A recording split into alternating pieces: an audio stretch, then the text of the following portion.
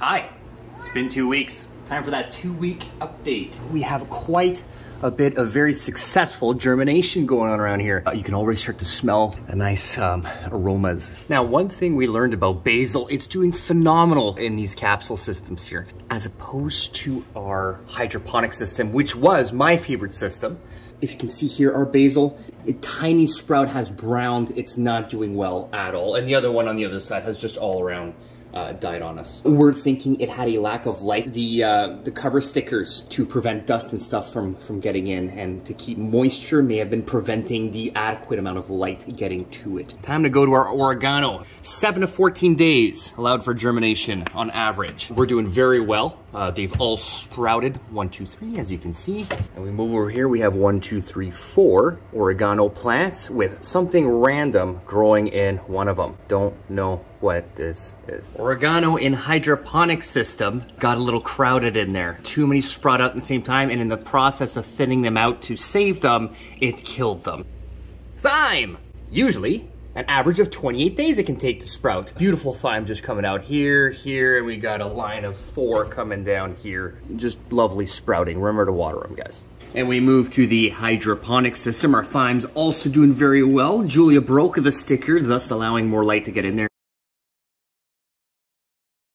Okay, fennel can take up to 14 days for germination. We have fennel coming out, extremely successful. It's just flying out of there. We got this one. If we move down, 3 out of 4 fennel here have come up. Don't want to have the other one, but the so far fennel doing very well.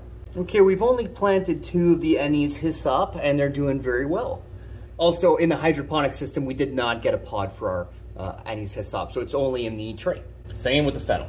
All right, parsley. We've got this Italian parsley right here, these 2 pods. They can take up to 28 days. We're only at the 14-day mark. They have sprouted.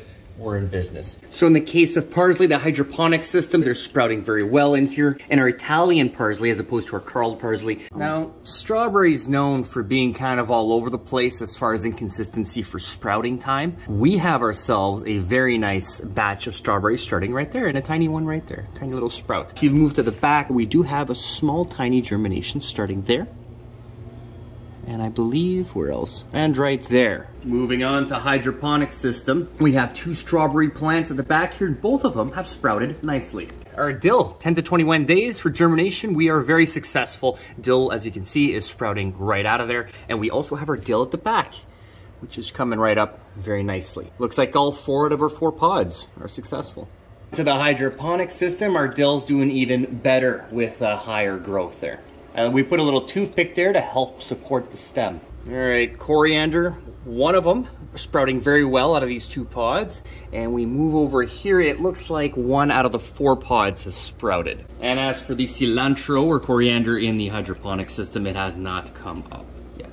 Now I consider ourselves lucky on lavender. They're known for taking quite a bit of time before sprouting. We have 2 little seedlings coming up. We got 2 more pods in the back, and they have not yet come up. Our lavender in this one has also sprouted. Okay, well, Viola can take up to 50 days to sprout. Usually we wouldn't be expecting these at all. We have 2 seedlings that did come up. Let's hope those are actual Viola.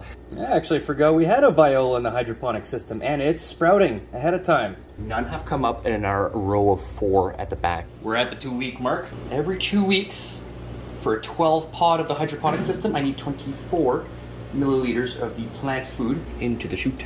Nom nom nom nom nom nom nom nom nom. There you go. Our basil is doing super well, and we see 3 coming up, and I think a little bit of oregano as well may have gotten into that pod. And here is our hydroponic system. I have moved some of the plants that were not doing well to the back and put the nicer plants up in the front. We're gonna perhaps in the future try to grow entirely basil in this hydroponic system and just see what would work. It is a plant that can do very well hydroponically, and so we just want to troubleshoot what we are doing wrong with basil in our case in this system. Here are 2 beautiful oregano pods, and we have another 4 oregano pods along the edge of the tray. This random thing, I think it is in fact a dill, and an extra oregano in this last basil pod. Our oregano, that is a lesson learned for us. Try to only put 1 or 2 oregano seeds, even though they are so tiny. Thyme, we have 2 absolutely gorgeous thyme pods. We have 1,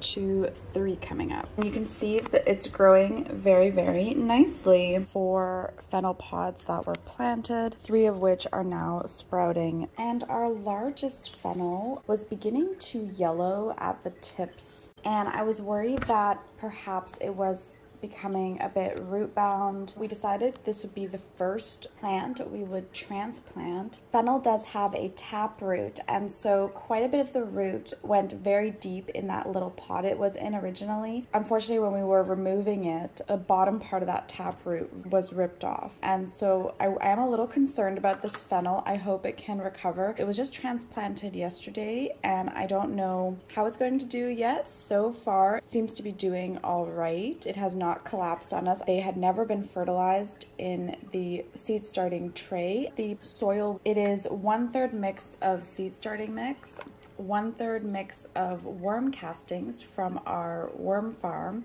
and 1/3 mix of Miracle-Gro potting soil. It claims to grow plants twice as big. So there's little Alfie checking out our potting mix. Worm castings are a phenomenal and very gentle fertilizer. It's recommended to put about 1/4 to 1/3 into potting mix, or 1 inch at the base of your plants. The worm castings have natural organic compounds in there that can feed plants. Once we mixed it together, we filled the pot dry. We then transplanted the fennel into this pot, and then we watered very heavily. Here is our worm farm where we produce our own worm castings, and we'll also show you in another video how we produce our own worm tea, which is a liquid fertilizer. This is really amazing. It's indoors, it's in our kitchen, and it does not smell whatsoever as long as you don't put too much food in here that would mold. It shouldn't smell at all. Your worms will eat all that you throw in there, the compost that you throw in there, and in return, they will produce for you this amazing worm castings. And so you can see here, as I dig deeper, you get more and more of this rich black worm castings, and that is basically worm poop, guys. That is worm doo-doo. It is phenomenal for your plants. And this is known as black gold. It will not burn them. Even little baby seedlings, it will not burn. So here we have some wormies. There's a little worm. Yeah, there's another one. There are so many worms in here. Oh, we see some baby worms as well.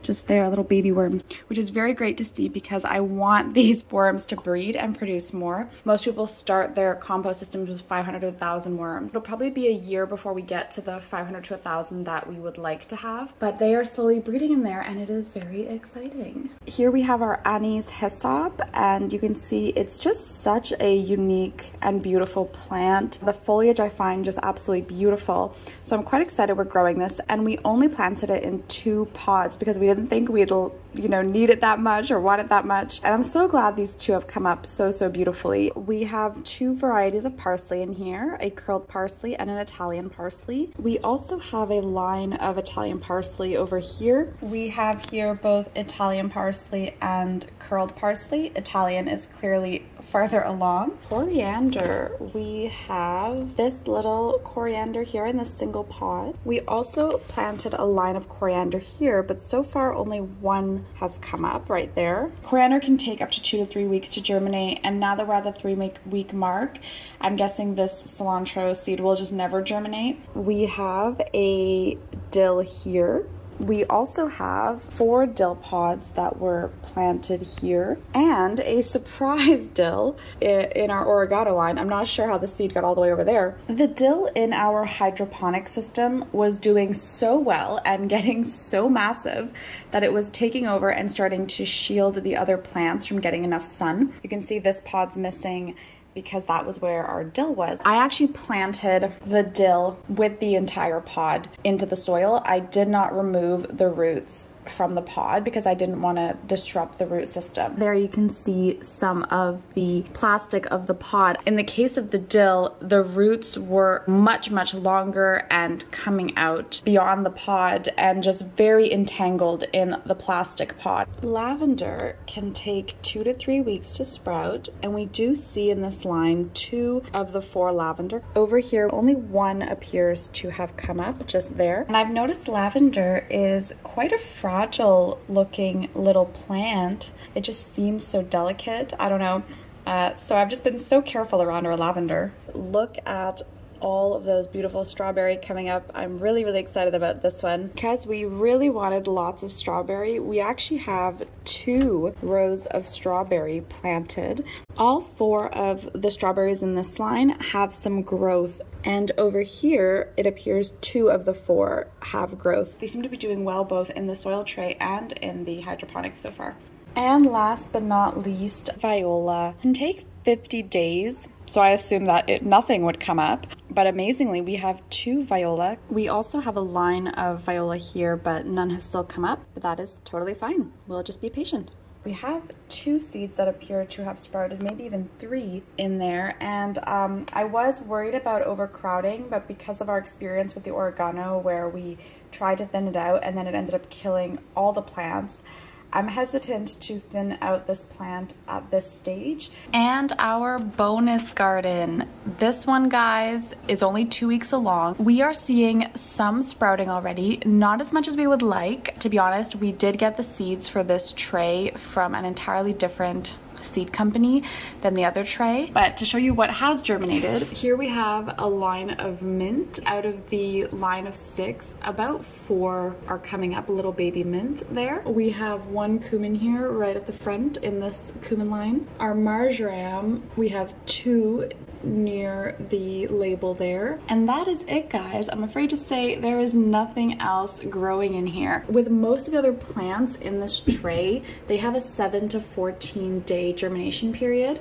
and we are at the 14 days now. I mean, if these seeds never come up, I don't think we'll be buying from this seed company again. I won't name names, but you know, this is a risk with any seeds that you buy. Sometimes the germination rates will be really poor. And so just something to think about. I would like to give this tray a solid month before completely giving up on the varieties that have not germinated yet. I have replanted one of our Anise Hyssops. As you can see, it is nowhere close to being as huge as our fennel or our dill. There was some yellowing on some tips of the leaves. This anise also had a bit of change of color in the leaves. I was concerned that the Anise Hyssop was stressed out. So I looked online and I read that they have a very extensive root system and they need a good amount of space for those roots, even though they're slow growing. And so you can see at the bottom here, it's already shot out a lot of roots and they've curled up and the plant has already become root bound a little bit. And so right away I realized this plant needs to be transplanted out of the seed starting tray. So that is what we have done with this first anise, and I'm going to show you now how we do it with this second anise. So once I've filled up about half the pot or a bit more, now I'm going to fill up a good layer of worm castings. This bin has been open for about 5 minutes just to encourage the worms to squirm down in the bin. Hopefully I won't grab too many worms here. Here it is just casting for the most. Oh no. More worms. See, this is actually really difficult to get just castings. And you know, there's a bit of cardboard getting in as well. A little bits of paper and cardboard. It's not a big deal.